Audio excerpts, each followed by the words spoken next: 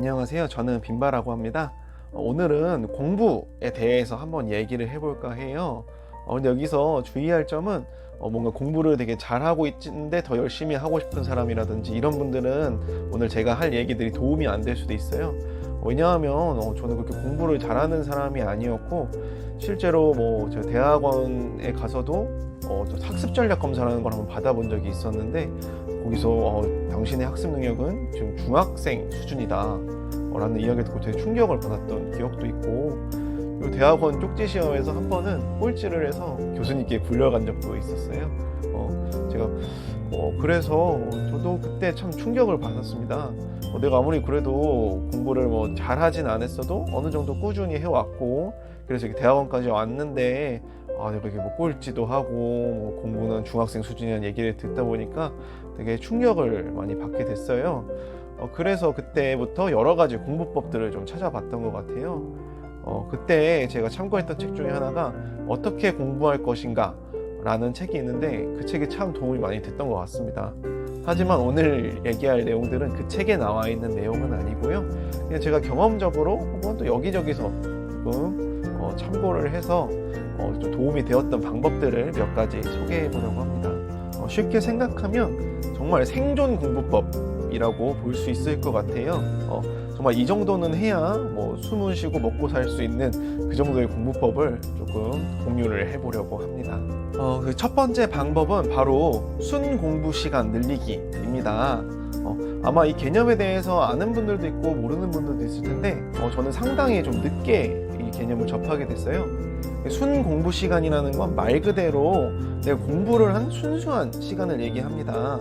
예를 들어 저도 고등학교 때 이제 저희 정독실이라는 곳이 있어서 거기서 이제 공부를 했었는데, 한 12시간은 앉아 있었던 것 같아요, 오래 있던 날에는. 근데 그때 뭘 했냐면 mp3를 듣고 또 동영상을 보고 만화책이나 아니면 재밌는 소설책 같은 걸 읽는 시간이 거의 한 9시간, 10시간 정도였던 것 같고, 거기서 또 화장실 왔다 갔다 한 시간 이런 거 다 빼면은 정작 공부를 제대로 한 시간은 1시간도 안 되는 그런 날도 있었던 것 같아요.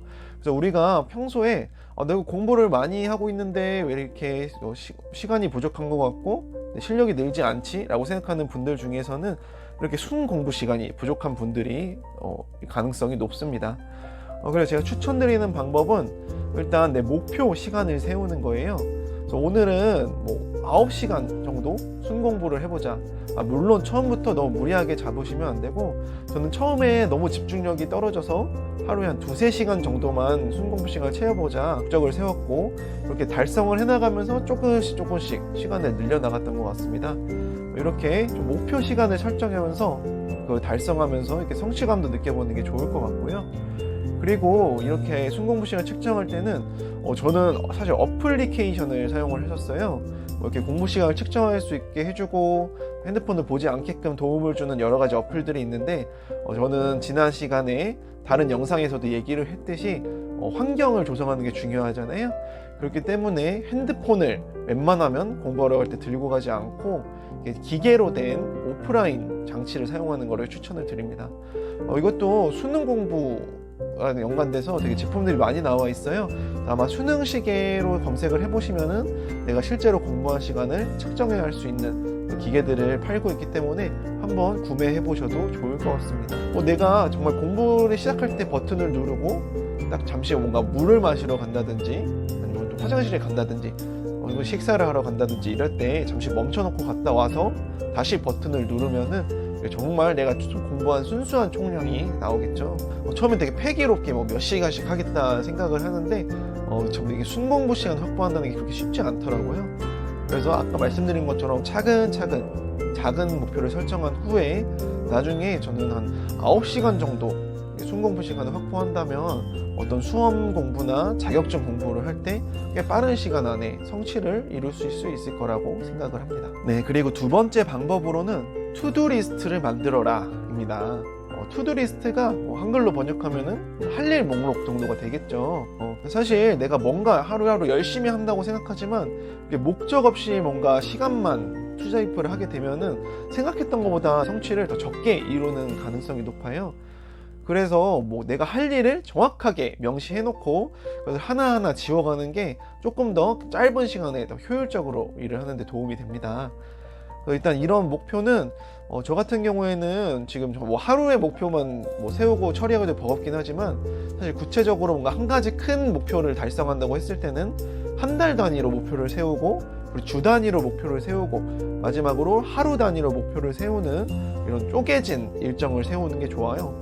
예를 들면은 뭐 내가 어떤 뭐 공무원 시험을 본다고 했을 때 기본서 하나 두꺼운 책이 있잖아요. 이 책을 한 달 만에 독파를 하겠다 라고 이제 목표를 세우면 그 책의 페이지 수가 대략 나오겠죠. 뭐 그 책이 400페이지다 했을 때 한 달에 400페이지를 읽으려면 일주일에는 몇 페이지를 읽어야 하지? 이렇게 계산해 보는 겁니다. 한 달이 뭐 대략 4주로 쳤을 때 400페이지니까 한 주에 100페이지 정도는 읽어야 한 달에 한 권을 읽을 수 있다는 계산이 나오죠. 그렇다면 내가 이거를 한 주에 100페이지를 읽으려면 하루에 몇 페이지를 읽어야 되지? 라고 생각해 봤을 때 뭐 정확한 계산은 안 되지만 대략적으로 뭐 15, 16페이지 정도 읽으면은 100페이지 정도가 나오겠네요. 이런 식으로 한 가지 목표를 잘게 쪼개서 내가 하루에 할 수 있는 분량을 가늠을 하면은 조금 더 목표를 이루기가 쉽습니다. 제가 이전 영상에서도 얘기했듯이 어떤 것이 되게 커 보이고 양이 많고 복잡해 보이면 저희가 시작조차 안 하게 된다고 했잖아요. 내가 뭐 전공책 하나를 독파한다 라고 봤을 때 부담이 되지만 하루에 뭐 15페이지를 읽는다 라고 하면은 조금 더 시작을 하기가 수월하겠죠. 이게 뭐 하루에 15페이지 이러면 적어 보이겠지만 저희가 어떤 것을 준비할 때 책 한 권만 보는 건 아니잖아요. 이것이 뭐 책이 되었든 논문이 되었든 혹은 뭐 운동 체중 감량이 되었든 이렇게 큰 목표를 잘게 투두 리스트로 쪼개서 목표를 세워보는 것이 중요한 것 같습니다. 그래서 이렇게 투두 리스트들을 정리하면은 장점이 하나하나 내가 할 일들을 할 때마다 지워나가면 정말 성취감이 되게 커요. 근데 만약에 내가 책 한 권을 읽는다라는 막연한 목표를 세운다면 이 책 한 권을 읽을 때까지 상당히 오랜 시간이 걸리기 때문에 성취감을 맛보기 힘들어서 중도에 포기를 하는 경우도 있겠죠. 그렇기 때문에 작은 성취를 반복적으로 달성할 수 있게 해주기 때문에 참 스스로 정신건강에도 이로운 방법이고요. 하지만 여기서 주의점이 하나 있는데 이거 제가 사실 가장 많이 하는 실수인데요. 너무 포부가 커서 목표량을 크게 잡아버리는 거예요. 예를 들면은 뭐 과하게 생각하면은 책을 하루에 한 권씩 읽어서 한 달에 30권의 책을 읽는다. 이거는 뭐 가능한 분들도 있겠지만 저같이 게으른 사람들한테는 정말 불가능한 목표잖아요. 그래서 나는 이거 하루에 한 권 책 읽는 거 실패해버리고 하루에 한 권 책 읽는 것도 못하는 바보야, 멍청이야, 무능력자야, 이런 자기 파괴적인 사고에 빠지면서 결국엔 아무것도 할 수 없게 돼버리는 상황이 오는 거죠. 그렇기 때문에 처음에는 이게 어려울 수 있어요. 내가 나의 능력을 잘 모르기 때문에 처음에는 너무 과하게 잡아서 뭐 절반밖에 달성을 못하는 경우도 있지만, 이런 것들을 매일매일 조금씩 조율해 나가면서 나중에 내가 나는 하루에 이 정도면 할 수 있는 사람이구나 라는 그 계산이 성립이 되면은 그때부터는 적정량 목표를 세우고 그걸 다 달성하면서 조금 더 성취감을 맛볼 수 있게 되는 거죠. 그렇기 때문에 내가 어떤 날 좀 목표 달성을 하지 못했더라도 내가 오늘은 좀 목표를 과하게 잡았구나, 이걸 좀 조정하자 라는 식으로 조금 더 상향식의 생각을 하시면 좋을 것 같습니다. 그러다 보면은 또 나은 내가 될 수 있겠죠. 너무 내 목표를 달성하지 못한다고 해서 좌절하지 말자, 되게 중요한 부분인 것 같습니다. 자, 오늘 많은 얘기를 했는데 조금 정리를 해볼게요. 첫 번째로 순공부 시간을 확보하자. 그리고 그것을 측정할 때는 핸드폰 말고 수능 시계를 사서 한번 핸드폰 없이도 오프라인상으로 측정을 해보자 라는 얘기를 했었고요.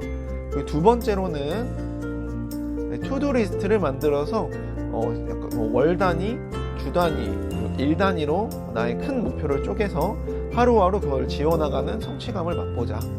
세 번째로 투두 리스트를 처음에 세울 때 너무 포부가 클 수는 있겠지만 나중에 그런 것들을 조금씩 조정해 나가면서 나에게 맞는 분량을 찾아가자, 이 정도 얘기를 해봤던 것 같습니다.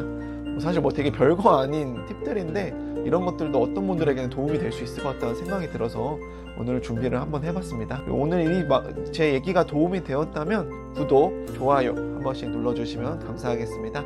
다음엔 또 조금 더 좋은 영상으로 찾아뵙겠습니다. 빈바였습니다.